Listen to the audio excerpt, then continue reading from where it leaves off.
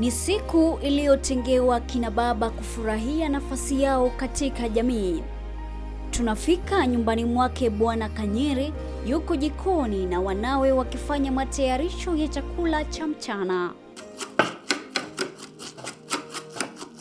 La kushangaza ni kwamba baba na watoto wake wanafanya kazi hii kwa pamoja. Kisha chakula kinaandaliwa. Kabla ya kula, Bwana Kanyere anatuongoza kwa kutoa shukrani kwa Bwana.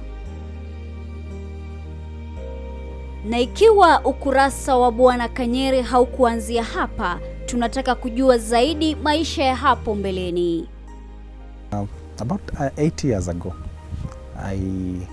normally wakati mnaishi, you are married, newlyweds, and life is exciting. So it started off very well. And I didn't know my marriage life was going to be short. My wife we were working together. First we met as colleagues in the office, and then one story led to another, and I proposed and she accepted. And I think the first year our daughter came, and we were very excited about life. And all through the years we were working together. The company that we were running, both of us, my wife was the treasurer and kind of the manager and doing all the money business. And I was the technical guy doing the odd jobs. Najua vijana tunasema sisi ndio tuko strong. So we do the hard work. She was managing me actually. Tuligrow tuko very much connected. Sijui ninaweza iweka aje, but I was not afraid of telling her the challenges I was going through as a friend, and she was able to look at the business and see what I need done. Na anaweza kunisupport. Aje ile unakutaga kuna friend mwenye anajua uko kwa shida lakini anajua how to come in. So she was like completely opposite. She knew how to deal with people. I knew how to deal with machines. So I'd go to a situation, get a problem solved for a client, but I don't know how to ask for the money. So my wife would come in and say, that's a small thing. So she would be able to go do the customer service and be able to balance. So that's how we connected. And then the children came, and nikaanza kuona akona challenge ya kumanage ofisi na home. So I stepped in. So vile tu alikuwa ananisaidia ofisi, nilikuwa namsaidia home. So I kind of understood a lot of things about home and the family and the kids because I'm always there, I'm always present. But sikuwa najua ni Mungu alikuwa ananisaidia kuelewa what was coming ahead. So about like 5 years into the marriage, nikaanza ku notice my wife ana choose kukula specific foods. Anasema staki hii, nikikula hii sisikii poa. So we thought probably ni maybe some allergy. So she would go to the clinic and ambiwa, kuna ulcers or something. So whenever I used to think it is something very sensitive. So anaenda na buy medication, anakuja home. So one time, nimetoka job, she's at home. Our daughter was turning 3 years old, so she decided to stay at home. So nikakuta breakfast yenye alikuwa ametengeneza hajakunywa and it's already lunch time. So nikamwambia, what's the problem? Akasema nimeshindwa na kukula and sisikii njaa, but I'm not feeling like I'm healthy, I'm feeling weak. So nikamwambia, hapana, this is not a good thing, let's go to the hospital. So when we went to the hospital, she was diagnosed with type 4 cancer at stage 4. And it was a shock because at that time the doctor alikuwa anasema hii problem yenye anatakiwa kuwa ako nayo at this age. She was only 29. Hizi ni problems zinapataga watu wakiwa age maybe 60, 70 na huko. And so he wanted to know how did I get children, were there any challenges. She had a kidney problem, so that kidney ikakuwa ni cancerous, and then it affected the liver and the stomach and all the other organs of the body. So when we were seeing the doctor, alikuwa ananiambia she has like 2 months to go. And she's healthy. Amesimama hata huwezi fikiria kuna issue. Isipokuwa sasa hakuli. So akakaa 1 week hakuli. So nikaanza kushindwa, what's the problem? So we started calling doctors, different people. We went, I think, about 6 doctors before finally I got a consultant in a hospital mwenye alikuwa na deal na that condition, metastatic liver cancer. So a cancer that has already begun from a different organ of the body, and then now it's on another stage. It has already changed. So hata medication akipewa, when the liver is sick, it becomes very hard for the system to be able even to digest the medication. So wakati aliona akaniambia, we have to take my wife immediately to hospital angaliwe for further checks. So we took her to another hospital in St. Mary's. This is where they discovered she was not only having cancer, she was pregnant with our third child now. Ikakuwa sasa ni a bit sensitive because we cannot be able to do any chemo with the pregnancy, so she has to terminate the pregnancy, and then akitoa pregnancy, now they can start treating her for the cancer challenge, chemo and stuff. Now my wife being who she is, akasema mimi nifanye abortion. So she's like, that one I can't do. I am a born again Christian, we don't do those things. And at this time is during the season tulikuwa tuna change constitution in 2010. So there is a lot of campaign huko nje, and the church imesimamia number 1, no abortion.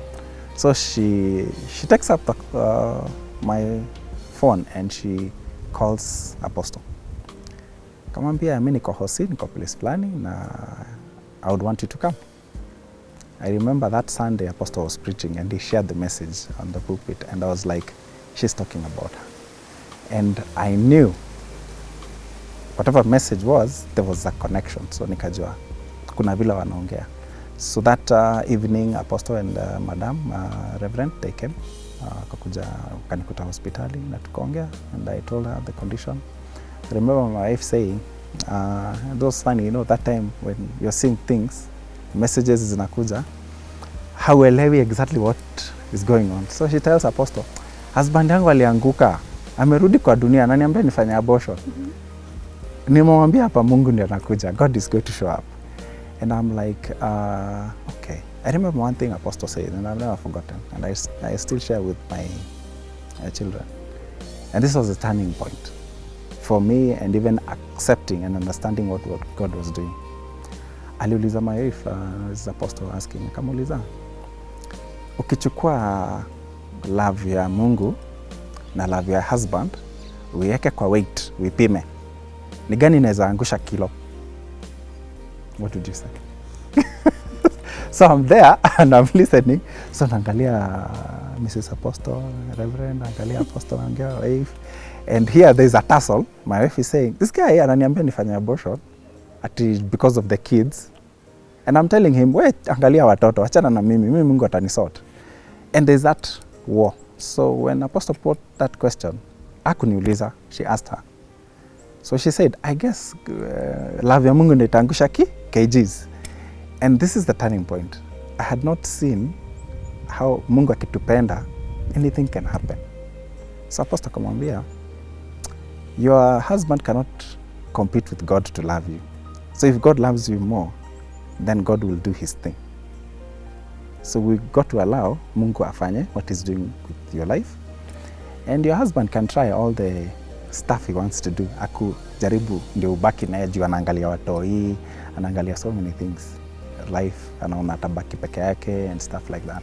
So his love is measured based on what he can see. But God's love is beyond our comprehension. Exactly 2 weeks after that, my wife had a discharge from hospital. We went to another hospital which accepted to get the abortion done. And then it was a discussion, of course. We agreed that this was going to happen. But she was still not accepting. So ikakuwa, now the parents have to come in, her parents, my brothers, everybody wants to convince her. And nikapewa a week to make the decision as a father and as the husband, the doctors. So I went home.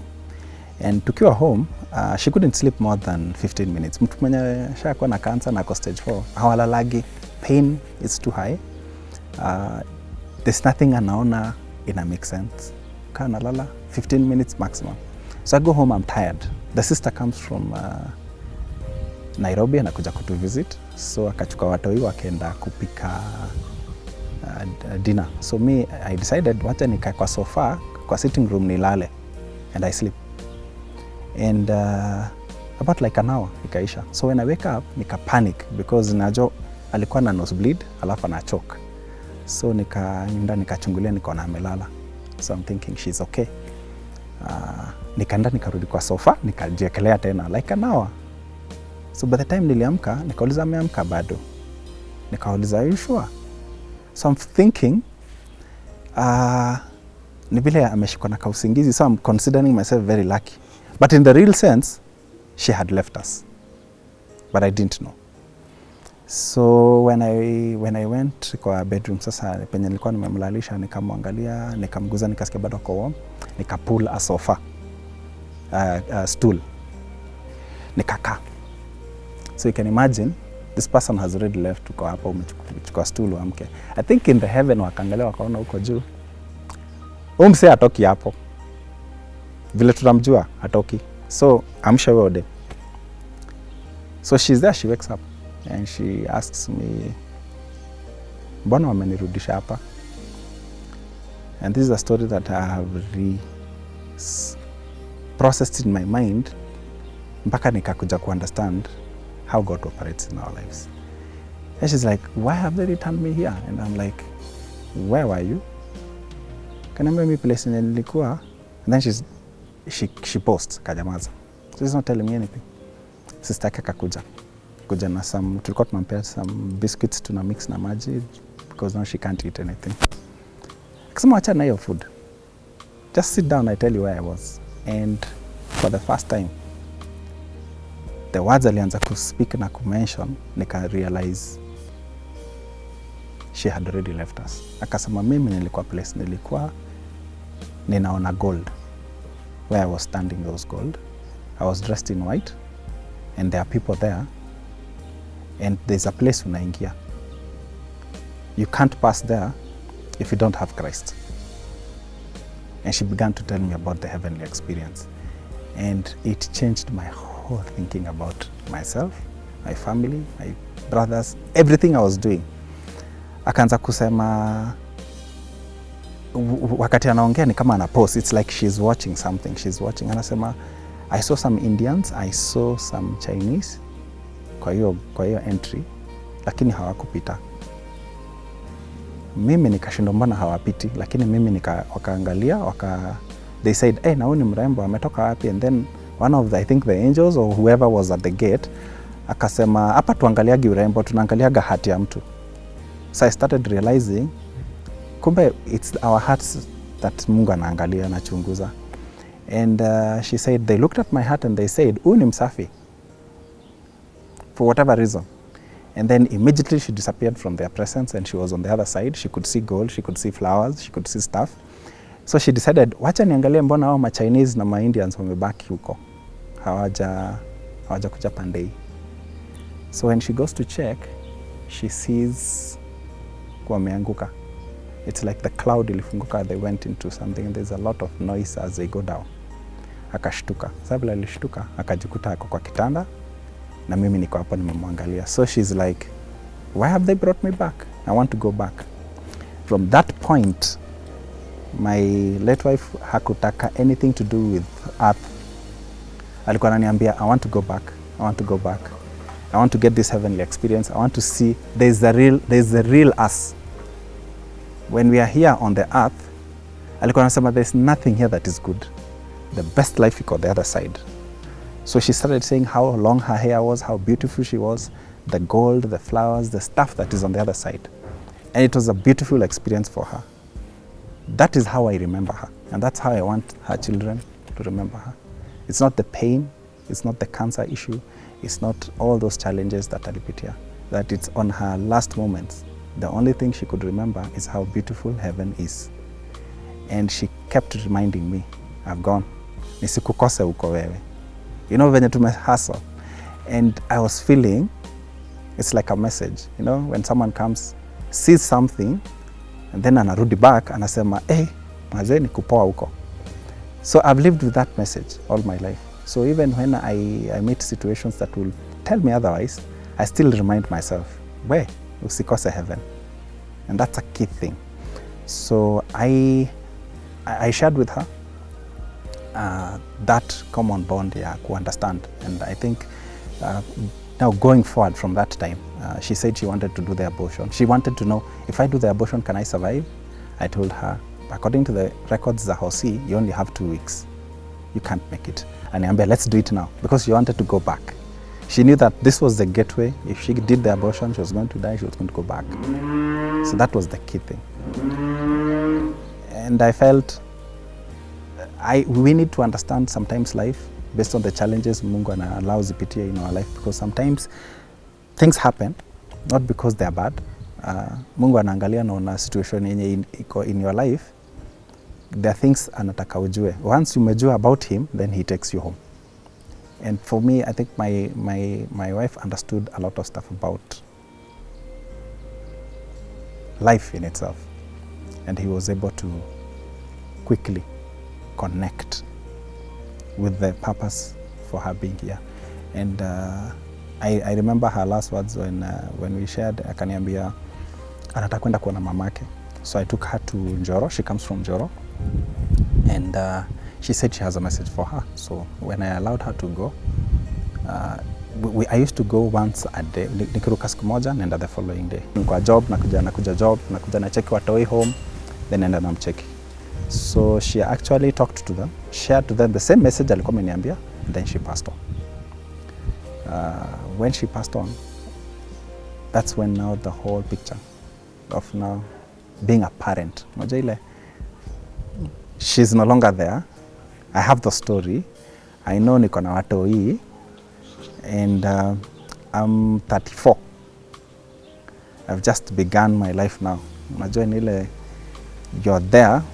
The kids, my daughter was 3, the other one was 6. And ameniambia usikose heaven. So unajua hiyo, I have a job. Na hiyo job ndio alikuwaga ana push checks zinalipwa. So I'm beginning to see the whole picture, the whole castle. My house, it stands still. And this is why I always tell people, kama hauna relationship poa na your family, enye utauma mbao, utakuwa na stress. Because I remember my brothers came from Nairobi. Wakakuja wakakuta, the story is like my wife just passed on like 24 hours. And they took over everything. Kaniambia, don't worry about the clients, we'll talk to your clients, we'll talk to your guys in the office. My mom came and said, okay, don't worry about the kids, just go home and just relax. Usikose kutizama sehemu ya pili. In fact, I remember one time tumekaa kwa sitting room watching a cartoon they like. And then akaniuliza, daddy, ule mama mwenye alikuwa anakaaga pale kwa ile kiti alienda wapi? And my daughter, ule first born, akamwangalia, akaniangalia, daddy, huyu anaongea, mom died. You don't know mom died? Akauliza, kukufa ni nini? And it rang on my head. She doesn't know what is to die. Ajaiona paka imekufa. Ajaiona dogi imedie. Tunaishi kwa plot.